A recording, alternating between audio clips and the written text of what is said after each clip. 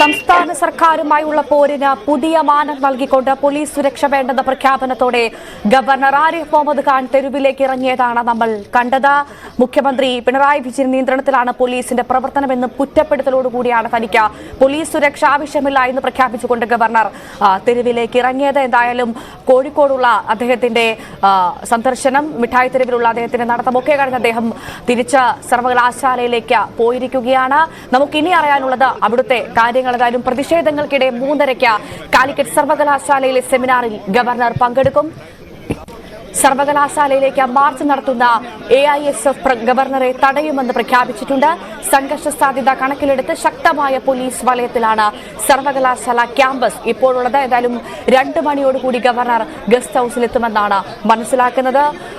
വിനേഷ് കുമാർ വാർത്തയുടെ വിശദാംശങ്ങൾ പങ്കുവയ്ക്കാൻ അവിടെ നിന്നും ചേരുന്നുണ്ട്. വിനേഷ്, എന്തായാലും കോഴിക്കോടുള്ള അദ്ദേഹത്തിന്റെ യാത്ര കഴിഞ്ഞിരിക്കുന്നു. കോഴിക്കോട് നമ്മൾ നേരത്തെ കണ്ടിരുന്ന ഗവർണർ ആയിരുന്നില്ല, വളരെ ഹാപ്പി ആയ ഒരു ഗവർണറെയാണ് നമ്മൾ കണ്ടത് എന്ന് ഒറ്റവാക്കിൽ പറയാൻ സാധിക്കും. അത്രമാത്രം തന്റെ ഗൗരവം, കാർക്കശ്യമൊക്കെ ഒഴിവാക്കിക്കൊണ്ടുള്ള ഒരു ഗവർണറെയാണ് കോഴിക്കോട് മിഠായി തെരുവിൽ സാധാരണക്കാരായ ജനങ്ങളുമായി സംവദിക്കുന്ന ഗവർണറാണ് കണ്ടത്. പക്ഷേ അവിടെ നിന്ന് അദ്ദേഹം വീണ്ടും സെമിനാറിൽ പങ്കെടുക്കാനായി ഗസ്റ്റ് ഹൌസിലേക്ക് എത്തുമ്പോൾ അവിടെ ഇനി എന്തായിരിക്കും, എന്ത് പ്രതീക്ഷിക്കണം നമ്മളിനി?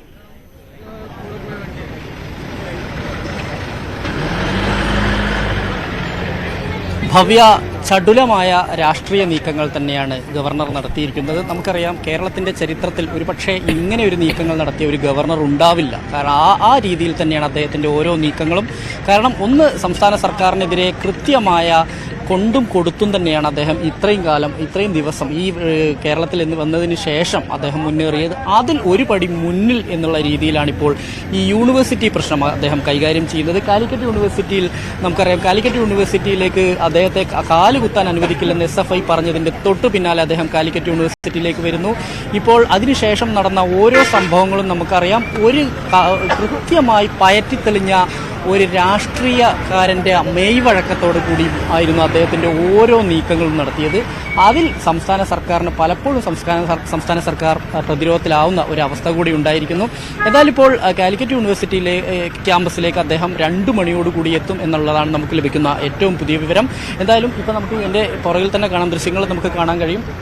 2000-ഓളം പോലീസിനെയാണ് ഇവിടെ വിന്യസിച്ചിട്ടുള്ളത്. കാലിക്കറ്റ് യൂണിവേഴ്സിറ്റി ക്യാമ്പസിൻ്റെ ചുറ്റുഭാഗവും കൃത്യമായി തന്നെ വലിയ പഴുതടച്ച സുരക്ഷാ സംവിധാനങ്ങൾ ഏർപ്പെടുത്തിയിട്ടുണ്ട്. എന്തായാലും കൃത്യം 3:30 ഭാരതീയ വിചാര കേന്ദ്രം നടത്തുന്ന സെമിനാറുള്ളത്. ശ്രീനാരായണ ഗുരു നവോത്ഥാനത്തിൻ്റെ പ്രവാചകൻ എന്നുള്ള വിഷയത്തിലാണ് സെമിനാർ നടക്കുന്നത്. ഈ സെമിനാറിലാണ് അദ്ദേഹം പങ്കെടുക്കുന്നത്. അത് കഴിഞ്ഞ് കൃത്യം 6 മണിക്ക് ആണ് അദ്ദേഹത്തിൻ്റെ ഫ്ലൈറ്റ് ഉള്ളത്. അതിന് ശേഷം, പരിപാടി കഴിഞ്ഞതിന് ശേഷം ഗവർണർ കരിപ്പൂരിലേക്ക് തിരിക്കും. ഇതിനിടയിൽ അദ്ദേഹം ഒരുപക്ഷെ വീണ്ടും ഇവിടെ തിരിച്ചെത്തിയ ശേഷം മാധ്യമങ്ങളെ കാണും എന്നാണ് നമുക്കറിയാൻ കഴിയുന്നത്. നമുക്കറിയാം, അല്പസമയം മുമ്പ് ഇവിടെ നിന്ന് ഇറങ്ങുന്നതിൻ്റെ തൊട്ട് മുമ്പ് മാധ്യമങ്ങളെ കണ്ട് മുഖ്യമന്ത്രിയെ ടാർഗറ്റ് ചെയ്യുന്ന രീതിയിൽ അദ്ദേഹത്തിന് രൂക്ഷമായ വിമർശനം നടത്തിയതിന് ശേഷമാണ് അദ്ദേഹം കൃത്യമായി അവിടെ ആ വിമർശനം നടത്തുകയും വളരെ ശോഭിക്കുന്ന ഒരു ഗവർണറെയാണ് നമ്മൾ അവിടെ കണ്ടത്. എന്നാൽ അതിന് തൊട്ട് പിന്നാലെ അദ്ദേഹം കൃത്യമായി തന്നെ ഇവിടെ നിന്ന് ഇറങ്ങുകയും പിന്നീട് SM സ്ട്രീറ്റിലേക്ക് പോയപ്പോഴും മറ്റൊരു ഗവർണറെയാണ് നമ്മൾ കണ്ടത്. അനീഷ് സൂചിപ്പിച്ച പോലെ തന്നെ ആളുകളോട് പരമാവധി ആളുകളുമായിട്ട് കൂടുതൽ ബന്ധം സ്ഥാപിച്ചുകൊണ്ട് ആളുകളുടെ മനസ്സിലേക്ക് കയറിപ്പറ്റാനുള്ള ഒരു രാഷ്ട്രീയ ചാണക്യന്റെ തന്ത്രത്തോടു കൂടിയാണ് അദ്ദേഹം നീക്കങ്ങൾ നടത്തിയിട്ടുള്ളത്. എന്നാലും ഇപ്പോൾ ഒന്നുമല്ല, തനിക്കെതിരെ നിൽക്കുന്ന SFI പ്രവർത്തകർ മാത്രമല്ല, ഒരു ജനതയുണ്ട് തന്റെ ഒപ്പം എന്ന് കൂടി തെളിയിക്കാൻ വേണ്ടിയിട്ടല്ലേ അദ്ദേഹം ഈ ഒരു തെരുവിലേക്ക് ഇറങ്ങിയത് അദ്ദേഹം?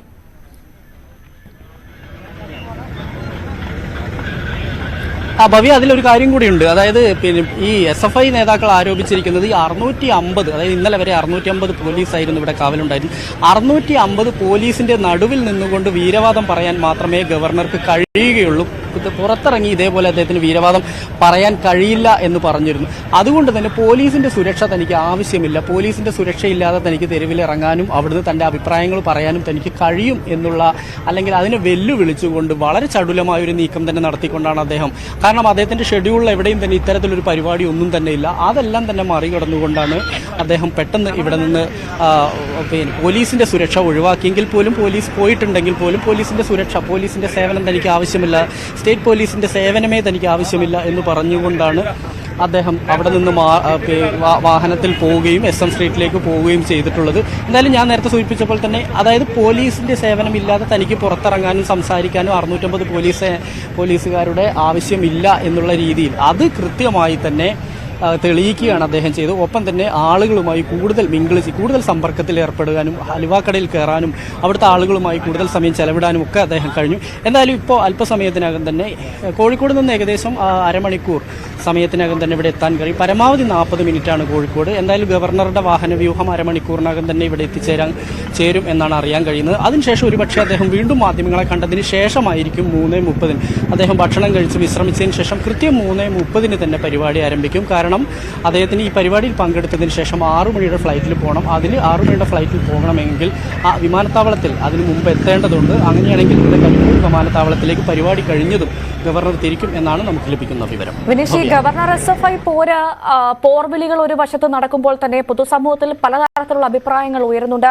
അതിൽ എനിക്ക് തോന്നുന്നു പ്രധാനമായിട്ടൊരു വിദ്യാർത്ഥി സംഘടനയോട് ഇത്തരത്തിൽ തെരുവിലിരുന്ന് പോരാടാൻ തക്കവണ്ണം ഗവർണർ മുതിരുന്നത് ഗവർണർ പദവിയെ തന്നെ അപമാനിക്കലാണ് എന്നുള്ള തരത്തിലേക്ക്, അല്ലെങ്കിൽ ഗവർണർ അത്തരത്തിൽ തരം താഴ്ന്ന തരത്തിലുള്ള വിമർശനങ്ങളൊക്കെ വലിയ തരത്തിൽ പൊതുസമൂഹത്തിൽ സമൂഹ മാധ്യമങ്ങളിലൊക്കെ ഉയരുന്നുണ്ട്.